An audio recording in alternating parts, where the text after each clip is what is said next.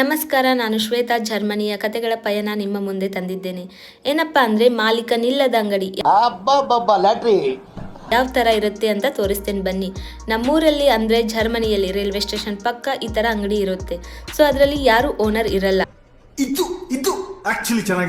ಅದು ಹೇಗೆ ವರ್ಕ್ ಆಗುತ್ತೆ ಅಂತ ನೋಡೋಣ ಬನ್ನಿ. ಯಾವ ಥರ ಅಂದರೆ ಏನು ನೆಸೆಸಿಟಿ ಇರುತ್ತೋ ಅಂದರೆ ತಿನ್ನಕ್ಕೆ ಕುಡಿಯಲಿಕ್ಕೆ ಅದಷ್ಟೇ ಮಾತ್ರ ಇಟ್ಟಿರ್ತಾರೆ. ನೋಡ್ಬೋದು ನೀವು ಇಲ್ಲಿ ಏನೇನು ಇಟ್ಟಿದ್ದಾರೆ ಅಂತ. ಪ್ರತಿಯೊಂದಕ್ಕೂ ಒಂದೊಂದು ನಂಬರ್ ಕೋಡ್ ಕೊಟ್ಟಿರ್ತಾರೆ. ಸೊ ಆ ನಂಬರನ್ನು ನಾವು ಕ್ಲಿಕ್ ಮಾಡಿದರೆ ನಮಗೆ ಬೇಕಾಗಿರೋದು ಸಿಗುತ್ತೆ. ಅದರ ಜೊತೆಗೆ ನಾವು ಅಮೌಂಟು ಹಾಕಬೇಕು. ಅದೇ ಥರ ಬೇಸಿಕ್ ನೆಸೆಸಿಟಿ ಅಂದರೆ ಜರ್ಮನಿಯಲ್ಲಿ ಮೇನ್ ಸಿಗರೇಟ್ ಆಗಿರ್ಬೋದು, ಆಲ್ಕೋಹಾಲ್ ಡ್ರಿಂಕ್ಸ್, ಬರೀ ಇಂಥದೆಯಾ ಆ್ಯಂಡ್ ಕಫೆ ಈ ಥರ ಎಲ್ಲ ಇಟ್ಟಿರ್ತಾರೆ. ಸೊ ಅದರ ಜೊತೆಗೆ ನಾವು ಒಂದು ಕಫೆ ತೊಗೊಂಡ್ವಿ. ಈ ಥರ ಸಿಸ್ಟಮ್ಮು ನಮ್ಮ ಇಂಡಿಯಾ ಒಳಗಡೆ ಇದ್ದಿದ್ರೆ, ಅದು ರೈಲ್ವೆ ಸ್ಟೇಷನ್ ಪಕ್ಕ ಈ ಥರ ಸಿಸ್ಟಮ್ ಇದ್ದಿದ್ರೆ ಏನಾಗುತ್ತೆ, ಯಾವ ಥರ ಇರುತ್ತೆ ಅಂತ ಕಮೆಂಟ್ ಮಾಡಿ ತಿಳಿಸಿ.